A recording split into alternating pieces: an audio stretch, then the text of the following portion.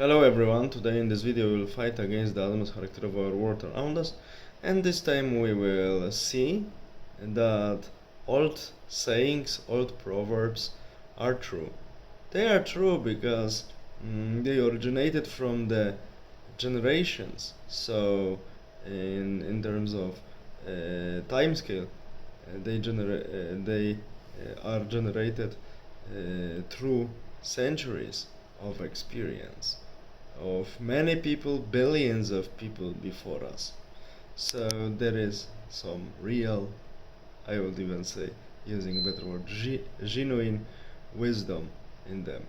Another one of such sayings is the following one. It says to us that numbers are not lying. And it's true.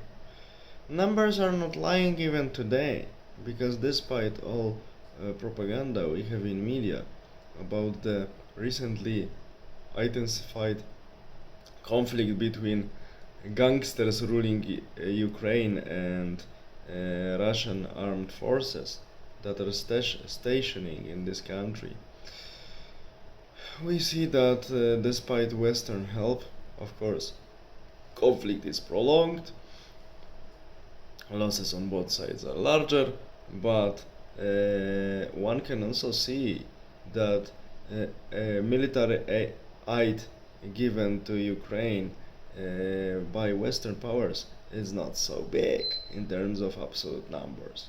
It means that Western countries, including United States, do not have a lot of this equipment for themselves. Reasons are simple. For last decades, even US, they were fighting opponents which were much weaker and much smaller than them, like Iraq, like Serbia, like Libya, and they were fighting together with European powers against the regimes in these countries. So it was enough to use some of the latest equipment, some soldiers, and like in case of invasion of Iraq, spring 2003, with the costs of some single losses in equipment and about 500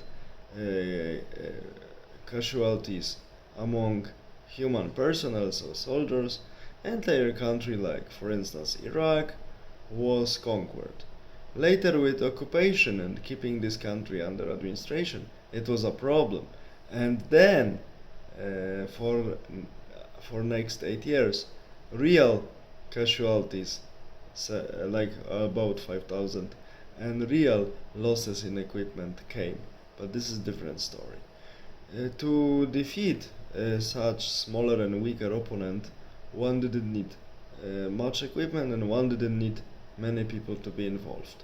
But now, even some reports from the organizations associated with Pentagon say that if even US on its own was forced to wage conventional war, like we haven't seen between many countries since, let's say, even Second World War, then within about 2 months they would be completely deprived of their conventional military equipment like tanks, like planes and other stuff.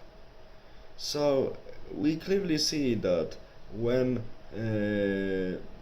modern Western armies that are used to work on a very specialized, technologically advanced equipment and fight with this equipment against much smaller and much weaker opponent, if they, in case of they encounter opponent that is similar to them with comparable force and cannot be destroyed by several airstrike or some land invasion of minimal sizes with the fancy equipment, the newest one, then we see that conflict gets quickly nasty. It starts resembling trench war, because now we see from this what we know, because we don't know everything, but from this what we know about this conflict that's now ongoing in Ukraine, that both sides actually occupy their positions and they are only shooting to themselves recently. So this is like a trench war, like First World War. So we see that stalemate is quickly achieved, and Western countries are suffering because of the equipment losses mainly, and they do not have much to give to Ukraine, because if they gave much more, nothing would be left for themselves. And the West has another problem, because Russia, China, and North Korea, especially, when we calculate per capita, I mean number of tanks, of course, like in case of North Korea, these are mainly old Chinese and old Soviet productions, but it doesn't matter. They have about 15, 16,000 of them. Russia has about 20,000 of their, I would say, scrap metal vehicles. Yes, this is old and not new equipment, and not so fancy, not so I would say versatile like the newest version, but in terms of total confrontation with the West, Western equipment and Western soldiers can destroy maybe 5, 6, 7,000 of this equipment, but remaining 12, 13,000 still will be able to run them over, because it's not like this, like for the first months of this conflict, masses of people were fed with stupid propaganda that only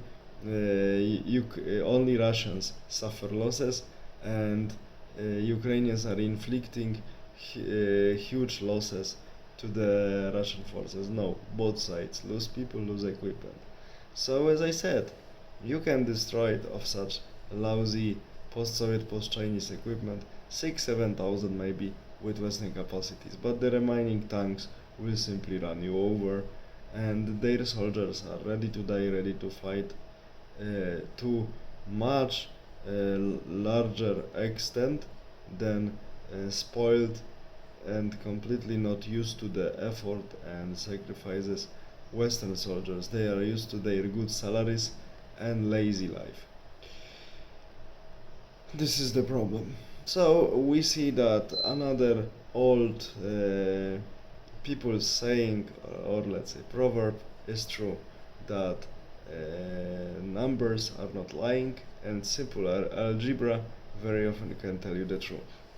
And there is also another issue I want to mention at the end of this video, that West, because since the late 1980s, almost all heavy industry went to China, and now some of it went also to partially South America, India, but mainly to China or to Southeast Asia countries.